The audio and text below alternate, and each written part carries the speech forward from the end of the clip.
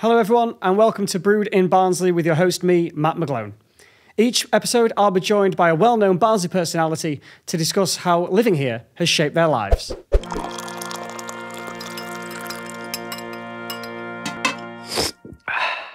On this month's episode we're joined by singer Holly Tandy.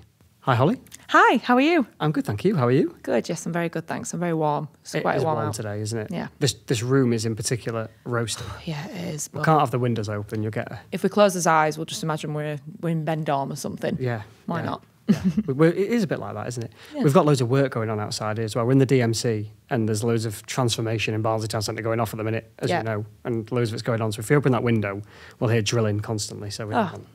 Beautiful. Yes, it's lovely.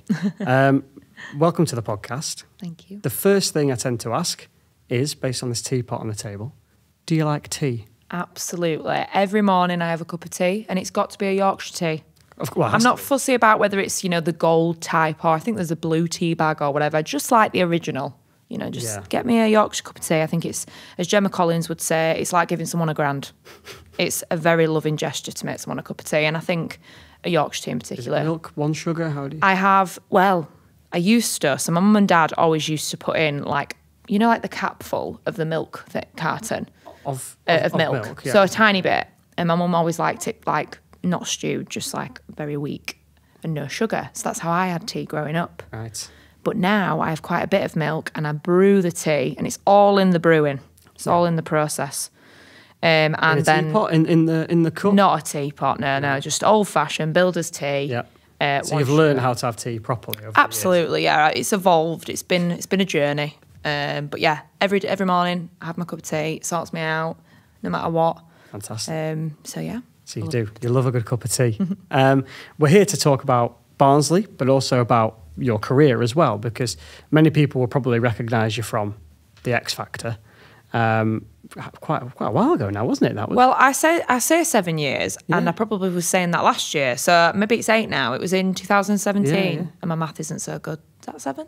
That is 8, 7 years. My math is terrible now. 2017, did you say? 2017. Yeah. Yes. Yeah. Do you know why it is? I forget that 2020 was a year because of the COVID stuff. So I just it didn't exist. It was just an absolute complete. So it's 7. It's 7. Yeah. I do forget that year existed. So you were very young when you went on to the X Factor, weren't you? Were you 15 when you auditioned? 15 years old, yeah, and it was just an absolute whirlwind. Obviously, I always pay homage to my granddad that was there, and he was a huge part of the journey, and he passed away last year. So it's been a bit of a weird one really this last year.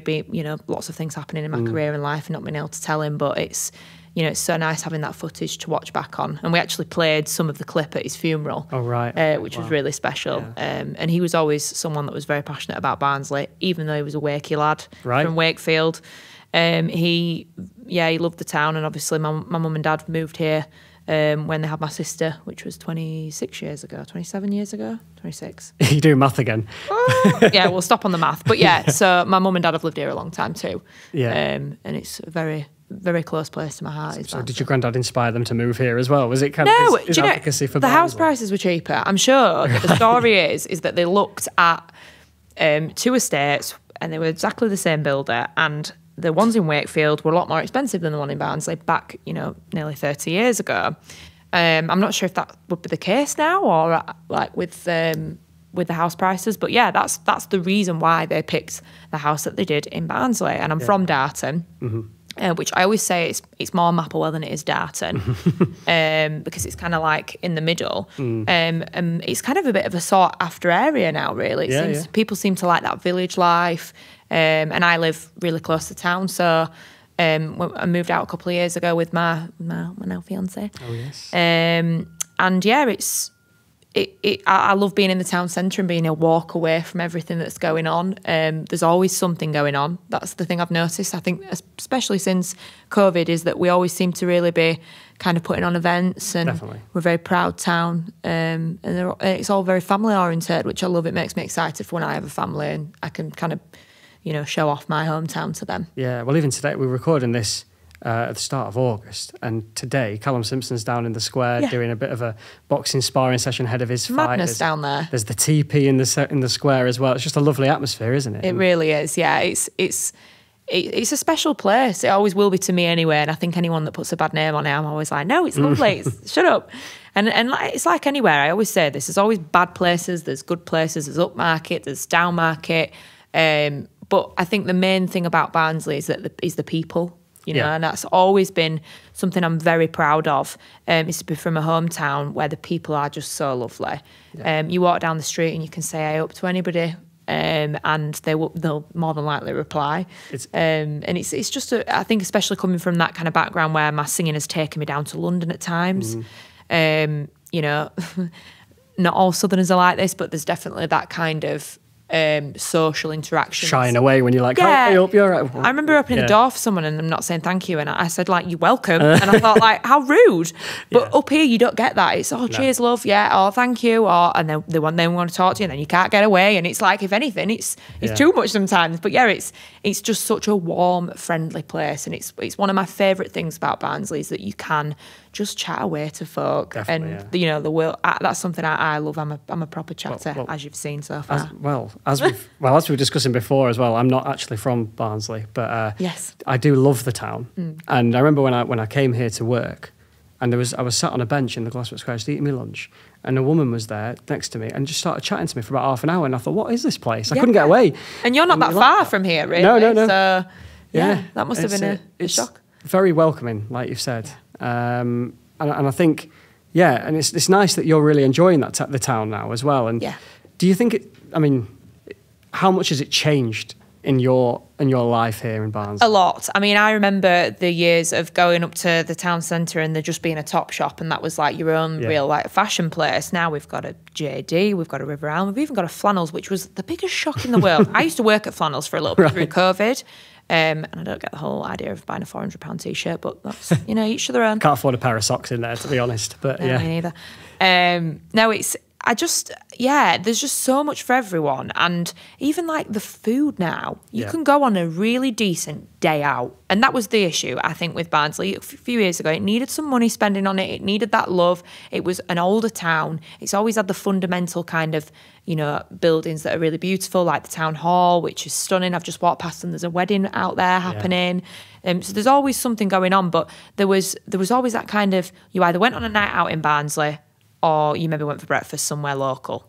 Yeah. It was never that in between kind of, and it's bridged the gap, the kind of Glassworks creation and the money that's been put into it is really kind of been fundamental, I think, for everybody in the town and for people coming over, because you go on a night out now and there's lots of people that I used to go out in Wakey on a night out a long time ago, and the people that I used to go out with or the people I used to see out are now coming here, and I couldn't believe it. And I'd seen a few of them. I actually saw an ex and I was like, oh, what are you doing out here? Right, I'm off back to Wakefield. I was like, get back to your hometown. But yeah, it really is wonderful. And I think, especially now I've got involvement with the football club, even more love for, you know, the town, and you see what it means to people up there as well, and the, you know, beyond the players, the staff, the people who've worked at the club for years and years that have just got really deep roots here, and how much they love being able to nip into town and go over the new bridge, which I can't believe how long that took him to make.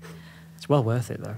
I could have built one. It's a lovely bridge, but I was expecting it to have, you know, like lights and it does have lights. Camera. Well, yeah, but I was expecting it to have all sorts, and it just took a long time. Like a Brooklyn Bridge kind of thing. Yeah, I was just like, it's Brooklyn Bridge. I was expecting it to have San Francisco and Alcatraz on the left, and it was, but it's brilliant. It looks really picturesque now, and I think that's the biggest difference, to answer your question, is now that it's got the aesthetic, it's got the, you know, the kind of amenities and the real access for everyone, for children, for adults. Yeah, and you mentioned the football club. We'll talk about that a little bit later on as we talk about how your career's kind of developed. And heading back to the X Factor, we were talking about how young you were when you went onto the show. What was the decision behind that? Why did you think at 15, do you know what, I'm going to have a go at this? Because the age range was... It was lowered my year, lower it, didn't they? Well, So I auditioned for The Voice up at Jock's Tavern. Right, okay. Here, so in Barnsley. I went to an open mic night and I auditioned for The Voice. And that was always kind of like my I thought, well, it's more about the voice, and you know, and Danny O'Donoghue was one of the judges at the time. Is and that the reason? Yes, absolutely. He was one of my biggest. I'm a big script fan, so I was like, I'll go on there and you know, I'll try my best, and we'll see what happens. And from the voice audition, you then go through to like a second one, which is like the real kind of auditions, but not. So there's a few stages. The same with X Factor, and it's what people expect in TV. It's, you know, there's a lot of processes before you get in front of them judges. I don't think people realise that, you know. Oh, no. One of my friends auditioned for X Factor years ago, and we had to go to, really? I think it was Old Trafford. Yes, yeah. Sit there, and there's like a little booth, weren't there, at the front. Yeah, so you go into the producers first and all that. Anyway, so to cut a really, really long story short, there was a previous contestant that was on X Factor, Samantha Atkinson, or Atkins, I should know. And we were chatting away, and wasn't successful with the voice, but she said, let me pass on your name and, you know, a video or something to one of the producers at X Factor. I then got a call, will you come down to London? So we were like, yeah, go on then, why not? And this is how thick and young I was at the time. I thought you had to turn your data roaming off on your phone to go to London. Yeah, or needed a passport. Like, I was just so, it was jarring. So I don't know where that idea goes. Live. So yeah, I went down to London, did the whole producer thing, and they invited me to the real life audition in person. And it was the most bizarre thing, because they rang us the night before and they were like, can your granddad come? Because we want him to stand with Dermot when she goes in for the audition. And my mum went, Dermot? She was like, Dermot? Yeah. And we were like, they said, yeah. And then it was like, oh, like, what am I going to wear? And everything just came to, like, you know, fruition. It was just very, very weird. But yeah, so then we that was with all the judges were there as well? Yeah, all the judges were there. And I can remember it to this day, like the feeling of getting in the car afterwards and being like, what the hell just happened? That kind of never really sank in. I don't think it even has today. No. I still can't believe it. And people will remind me, or they'll come up to me in town and say, oh, you're so-and-so. And I'm like, oh yeah, am I? Like, and I just feel so normal, and my life is so normal now and so settled, which is lovely, that you do just kind of forget, really. But then when people remind you, it's like, oh yeah, I did that really cool thing and I did really well out of it, and something really great came out of it, which was the main thing, was making my family proud, and that was what I kind of set out to do. Yeah. Well, I wondered that, because I was like, is it, when you're that age, do you think, oh, this is it, I'm going to be mega famous, I'm going to be this super pop star traveling the world, or do you go into it not expecting that and just enjoying the journey, sort of thing? Yeah, absolutely enjoying the journey from the start. I think there was a point where I thought, oh, this could be something. Yeah. And it was actually after I got voted off, and I went and presented a BAFTA at the Children's BAFTAs, and there was loads of paparazzi, and they were screaming my name. I mean, screaming, and I was like, me? Yeah, is there not another Holly behind me? And it was so weird. And I remember looking at my mum and clocking my mum, and my mum even looked like a little bit shell-shocked. I'd been wrapped up in this bubble of, you know, living in the house, the contestants and stuff like that. And my circle was smallish. But then when you go out into the real world after the show, and even coming back to town, I went in and I got beans all down my top, and I looked at the scruff. And, you know, people were asking me for photos, and I think that at that moment, well, I had the photos, but I just was like, this is insane. And I think that very small taste I got of fame very early was in some ways enough to put me off. Yeah, it was probably a good thing that you were, Yeah, I think the lack of privacy for a starter, and I think we live in a culture now where the social media and the press and everything, it's so volatile, and you do open yourself up to it. And I have always taken full responsibility on social media when I've had, you know, hateful comments or whatever. I've said, yeah, that's a you problem, but I open myself up to it. I've got an account that isn't private, you know. I've got to accept the kind of stuff that comes with it and the territory that I'm in. But yeah, it's a weird old world, and I think any advice I'd give to anyone going on that kind of TV route is just stay with your family as much as you can and stick to your roots. And the biggest thing for me was coming home after London, and after having short stints of living in London, that I always wanted to be, I'm such a home bird anyway, but I never wanted to kind of run away to London. We don't want to leave Barnsley, do you? No. That's the thing. I don't think I ever will. No, good. No, I actually don't. I really There's don't. no need to. I can't see why I would anyway, but yeah. But yeah. Well, that's fascinating insight, because, yeah, I mean, I've watched X Factor for years, and you see it, and I don't know, it's how the people actually feel on the show, because you kind of watch it, and I'm not saying that the people on it, you forget they're real people in a way. You sort of see them as these pop stars already, these famous people, and you're voting for them, you've got a number for them to vote, and you forget that they are humans and they do feel things. And was that, how much pressure was it, or did you not feel that until after the show, do you think? I don't think I felt it at all. I still don't think I've felt it now.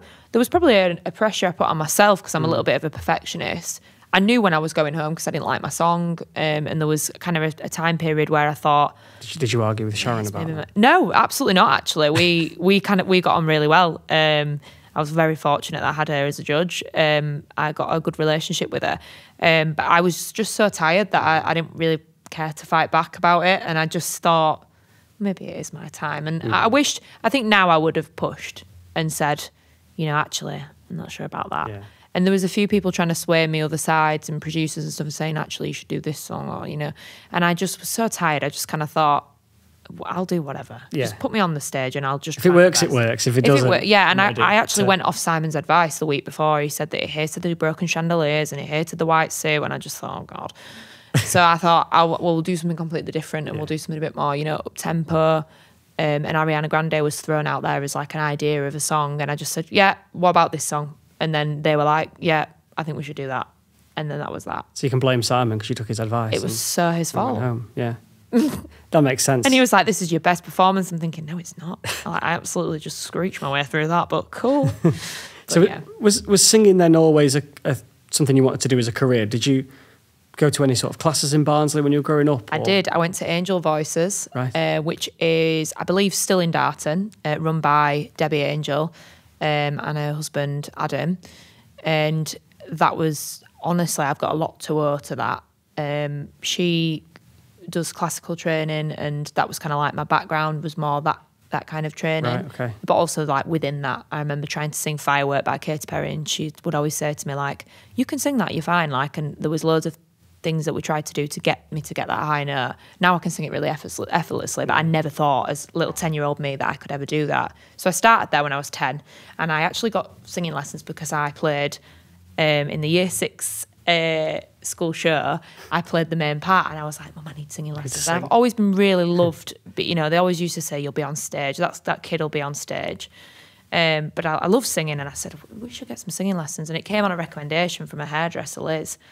And ended up starting with Debbie, and I was there probably religiously for about 8 years. And then I should still go for singing lessons, but I don't anymore. It's not about the lessons, it's more about sustaining, and you can always learn. I don't believe in not honing in on your craft. I think that's such a big part of being I suppose it's the same for anything. It's like sports people have to train. Absolutely. You can't. Yeah. It's training. Yeah, you look at it like that rather than a lesson. Yeah. It's the training element of it. And I really should go back, but just life gets in the way, and I don't need that kind of that at the moment in my career with regards to my singing. So yeah, I've got a lot to owe to Angel Voices, and they're a fabulous school of really talented young people that work really hard. So yeah, because Barnsley's, I mean, we had Tom Masters on this podcast as well. And everyone loves Tom, don't they? I know. It's a very running theme when anyone talks about Tom Masters. What a lovely guy. I know, yeah. You can't say anything bad about the guy. He's absolutely lovely. And he was talking about his career with, starting off with Barnsley Youth Choir and all that. So Barnsley's quite a big place for singing, isn't it, I think? And hopefully we'll continue to produce that next generation. I'd definitely like to see more buskers out. I think it's one thing that we don't have much of, and there should be. When I'm walking in town, there's maybe the odd kind of elderly gentleman, let's say, with his little karaoke machine. But I'd really love to see that culture of buskers coming back, because I think there's nothing better than doing a bit of Saturday shopping and you've got someone singing live in front of you. And I always try and put money in. I think I heard a child singing like one of the Matilda songs the other day from the musical. It was brilliant. Yeah. Oh wow! Also, there is them knocking about every now and then. They are. There's some quality buskers in town. Yeah, I think. I once busked in town actually outside the fish market. Did you? Why are you embarrassed now? I cannot even remember the story about why I sang in front of the fish market. I'm pretty sure somebody asked me to do it, and I did it anyway. I was young. And I remember I made like £80, and it was all in pound coins, and I was so chuffed to bits. Oh. And then I thought, great, I'm onto something now. I go to Leeds next week. I didn't make a dime. Really? And we were stood there for 2 hours. Me and my friend George, who played People guitar. of Barnsley are very generous. Well, that's it, yeah. not Lee's fault. We were outside of Harvey Nicks and we were thinking, oh, brilliant, we'll get all the... Get at least all rich folk putting in all 20s. No, absolutely naff all. And I couldn't believe it, but it's so competitive in Leeds, the busking market. And I'm not sure how much people do make on average there, but yeah, that's something I'd really Come like to Barnsley to busk. That's come to Barnsley to busk. Why not? So singing then...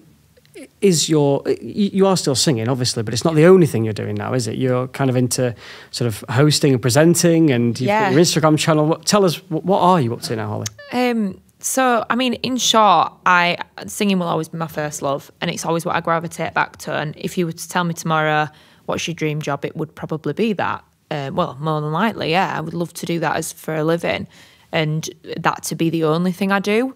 Actually, I've really enjoyed starting working for Barnsley Football Club. They're an amazing club. I've been a football fan for years. Don't claim to know everything about the game. Don't come for me.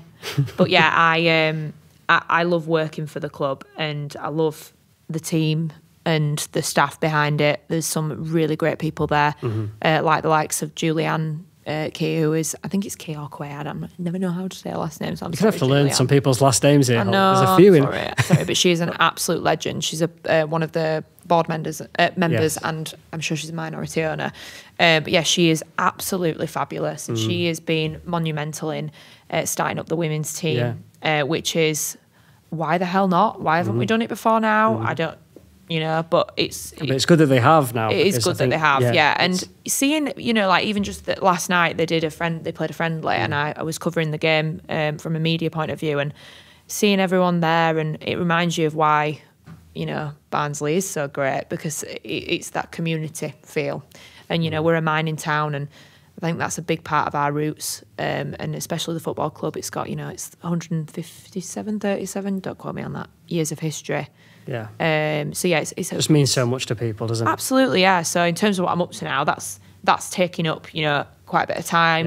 Yeah. But I'm enjoying it. I'm absolutely loving it. And then I'm still doing my gigs, which I love doing all around the town. I kind of stick to the Barnsley region, and I go wherever people want to book me. But yeah, I've done a few in Pontefract recently, and the kind of Wakefield region as well. But I mean, I used to do a hell of a lot more, and I probably could, I know I could be working every weekend with my singing, but also it was kind of, how much do I want to give of myself to that? Because I know that I really enjoy it, and I know it's wrong to say, but I do somewhat cherry pick what I do with that, because I feel that's my kind of like outlet, and that's what fulfills me. Yeah. And I absolutely did my fair share of rubbish gigs where I was singing in a working men's club and everybody left, or they were just waiting for the bingo.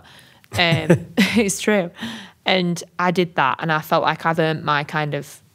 You could be a bingo call and do that afterwards. I could, yeah. Double gigging at least. I absolutely would. I've seen a few people actually doing the bingo singing, where they sing a part of the song, and if you've got it on your bingo card, you cross off the song. There you go. Pretty good. That's a new career. Great idea. Yes, I could start doing that. In fact, Tommy, I should mention that to Tommy. Be good at that. But yeah, it's kind of like singing that, and then I also.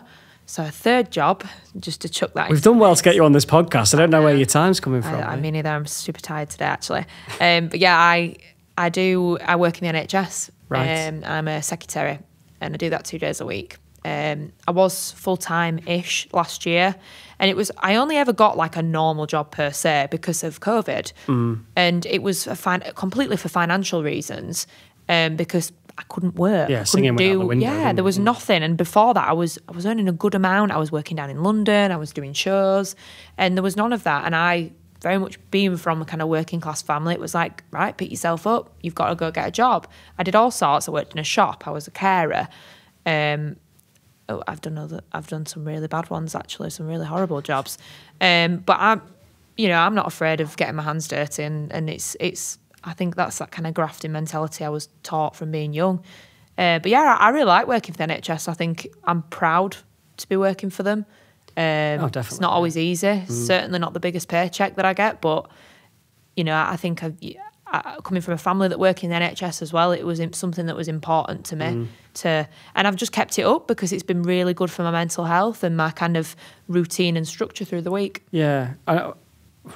How hard is it? I mean, you said you were making quite a bit of money from singing before COVID anyway, but how hard is it to make a career out of singing then, do you think? Because you're obviously juggling quite a lot of jobs here. But it's hard. It is hard. It's not I'd be lying if I said it was easy. That's one thing that put me off doing it full time again, for now anyway, is that it is such a saturated market and people do not realise the sheer volume of music that gets put out every single day. And I think unless you are with, I have massive respect for these artists that are going out as independent artists and they're not under a label, because it is bloody hard and it is expensive to even do things like record a song, then you've got a music video, then you've got to, put it out. And that's why I have so much respect for the likes of Tom Masters, because he absolutely does it because he loves it. If I put in the effort that Tom does and did, who knows, I could really make something out of it. But I just don't want to right now. And it's not about, and I feel bad because people do comment and they'll say, well, are you going to sing? Because that's what you do. But you've got other passions to pursue, I've got other passions, and I'm just at a point in my life now where I get fulfilled enough from the level of singing I do, and I still write and I still enjoy, the gigging and seeing people, and I love singing. It's absolutely my first love, but it's just not the priority for me right now in terms of kind of writing music, being a full-time artist. It's just not where I see myself right now. But who knows? I think later down the line, when I've got children and stuff like that, there might be a little bit more room to be able to kind of delve into that world again. It sounds quite a fun career what you've got at the moment. You kind of go, well, I like singing, I'll do a bit of that every now and then. I love football, I'll go and work for that. It sounds like you've got a really nice balanced life going on. Well, I say balanced, it's kind of here, there and everywhere. I don't know how you juggle it, but it sounds, I enjoy it. I think it's good, it's varied. I need that kind of like a bit of everything. Otherwise I do get bored. That explains it. Absolutely. But, we met when you were doing Barnsley Pride a few weeks ago. So that was one of your singing gigs this year. It was fantastic, by the way. I think it went down really well. They were a good crowd, really good crowd. Did you enjoy it? I absolutely loved it. I was struggling to know what kind of songs to put in, because this is one thing as a singer as well, is that you always going to go off what your audience is going to be like. If you've never played a venue before, you don't know. I was supposed to be on at the Garrison. I got moved to the main stage. Now, which was fine, but I knew what to expect with the Garrison. I knew the kind of 18+ gig. You can drop a few swear words in. Exactly, there's kids in the audience. I can't be singing any, naughty words. But I just kind of was like, oh, right, okay, I'll put this in, I'll put that in. And people really seemed to enjoy it. So it was great. It was a really good atmosphere. And I was proud to be part of something that is really important. Is that why you sort of did the gig? Do you think it was? Yeah. Absolutely, I celebrating everyone, really, no matter what, no matter who you are, who you love. I think it's important. No, it was a fantastic day as well. I think was everyone enjoyed it. Such a good atmosphere. I couldn't believe just the kind of effort that was made for it. The big bus, everything. It was just incredible. They do pull out all the stops literally for Pride. And on the other side of your career, the influencer stuff now. Yeah. Is that something you see yourself going down full time one day? Or? Absolutely, yeah. It's something I was talking about actually on holiday, and I said I don't know why I don't do more of it. It used to be my biggest revenue, and also the thing that brought me the most work post X Factor, because this is in a world where, remember, there was no TikTok back in 2017. It was all Instagram. So I mastered Instagram and I enjoyed doing it. I didn't quite post as much as what I should do. And this is, again, it's the same with the singing. It's the continuity. It's everything is about, you have to feed this massively, massively saturated market again. And you've got to do something outside the box. And it's constantly thinking. And I've got a friend, Ellie Young, who was on Ibiza Weekender, who did the Last Man's Got Talent with me, where Tom won. Yes. And she does it full time. She does TikTok, and she absolutely... take my hat off to her, because I think people think, oh, she's just trying on clothes. No, this girl wakes up and she gets so many parcels through every single day, and she's got to do them. And she's not saving lives and she's no brain surgeon, but she's doing a job and she's doing it on her own as well. And this is the thing, it can be quite lonely. And that's what I found with the social media world. Well, I was going to ask about that, because I don't think people quite understand it. From looking from the outside in, you kind of think, like you just said, oh, well, they get to try on clothes and that company gives them for free. And it must be amazing. You must wake up every day, have an hour of work, and then you must go to bed again. But it's not, is it? There's so much more behind that. So much more. And it's just that kind of carousel of just I've got to post this, I've got to do that. And then it's almost like that. I personally found it a little bit. There was a point where I was posting and I was like, oh, I look really happy on that, and I'm not inside. And I was like, this is fake, and this is not good, and this is toxic, and people will probably perceive me as being this happy person, and I wasn't in a great place at the time, and I thought, no, like, let's just take a break from that and, you know, recenter myself. And I like to think that the stuff I put out now is very honest and very, you know, and I think the main message is with that, do it if you enjoy it. Don't listen to what people have got to say. It's not relevant. But if you do listen to what they say, then just make sure you're not opening yourself up for that kind of... Because, I mean, I'm no stranger to posting. I used to do kind of underwear modelling and stuff like that, which I absolutely loved. I don't see the... Celebrate yourself, for God's sake. Like, it's, you know, I came into this world the way I am, and I liked who I was at that point, and I liked how I looked, and why not? And I've got more flab and cellulite than I've ever had at the moment. But I'd never do it. People probably just delete Instagram or TikTok, I think. Don't say that. No, you've got, you, I'm sure you'll be absolutely fine. But yeah, and I open myself up to those kind of either creepy comments or abusive, very abusive comments. You know, even sometimes like death threats, like disgusting stuff, yeah. And you just delete them and just think, whatever, you're just some sad person at home. And you do have to feel like that to want to do it, and you've got to be the right kind of person, I think, to get really involved in the social media world, because it is You've got to have thick skin and have that resilience. Oh, yeah. I mean, look at how many YouTubers over the years that have done one thing and they are cancelled. I mean, do you remember Jack Maynard years ago? I don't. And he went in the jungle and something came out, and it was pretty terrible what he said. But it was when he was like 12 or 13. Right. He was young. Okay. I'm not justifying what he said, but yeah, and he just got cancelled. And that's it. And you've got... Like you say, you are putting yourself out there, so to speak. And absolutely, yeah. So yeah, the influencer stuff, I absolutely want to pick up again. I love doing it. I love sharing my life. I think I'm really happy in my life at the moment. And, you know, I think why not share that with the world? And if people enjoy seeing it, then wonderful. I wanted to ask, we're going back, I'm flipping back and forth between your careers. No, it's about me. I was going to ask you about the Eurovision stuff as well, because that was a different step in your career. Like, imagine if you've got on Eurovision as well. So what was all that about? What was that like? I know, that was a weird one, really. Can I even really remember how that came about? I'm sure it was someone I knew that knew someone that put me forward. I genuinely can't remember. Was it 2019 or somewhere around Yes, there? 2019, I think. Yes, it will have been 2 years after X Factor. Yeah, wonderful experience. Met some great people. Nice working for the BBC. Obviously, I only had experience with ITV prior to that. So it was a nice change, and I really enjoyed the process of being involved in Eurovision. I met some great people. I think it was a real shame my song didn't go to the kind of final, and it wasn't selected. I mean, it was selected, the song, but it was in a different version. And we came last, as we usually do. Well, but yeah, I genuinely think with a different song and maybe me, I absolutely would do it again. Yeah. I would represent. Really? Yeah, I would. There's an exclusive. I enjoyed it. Yeah, there's an exclusive. Call me up. But yeah, no, I loved it, and I think that they need.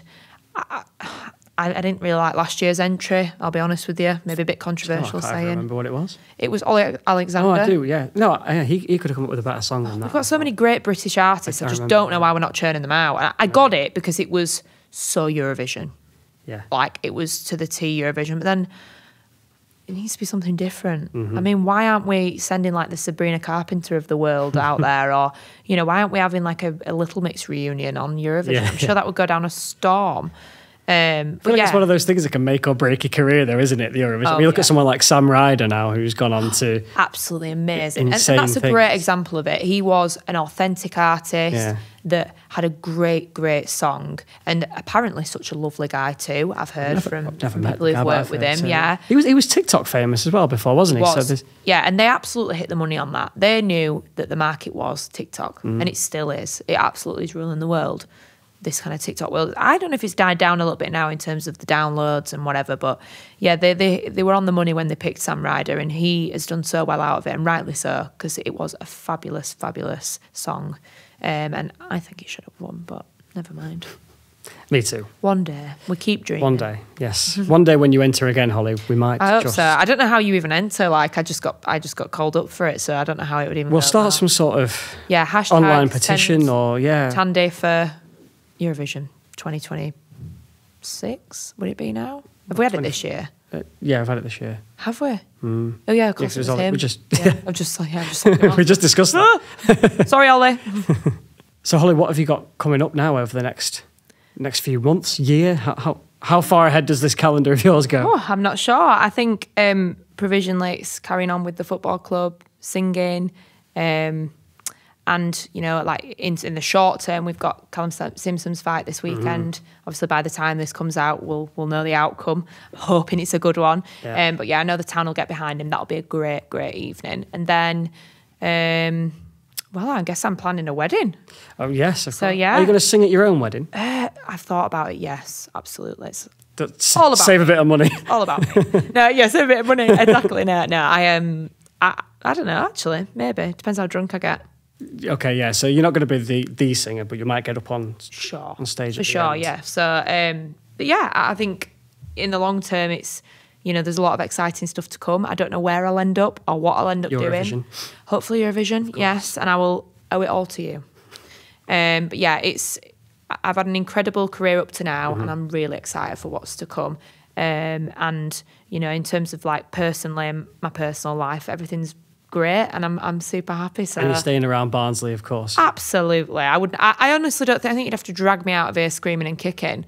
I mean, I've even just come from Santorini, and I've just said that, so it must be pretty good. But yeah, I do. I love Barnsley. I'm proud to be a Barnsley girl, and I think everything that our town has to offer is, well, come see for yourself, kind of thing. Yeah. Why should people come and see Barnsley, do you think? It's hard to summarise it, really. I think it's just the feeling. It's a feeling it gives me. I feel really proud. I remember when Glassworks was actually built, and this is so pathetic, such a cancer, as we were talking about earlier. I got quite emotional. I know, we have the same birthday. Can't believe it. All great people are born on the 21st of July. They are, I agree.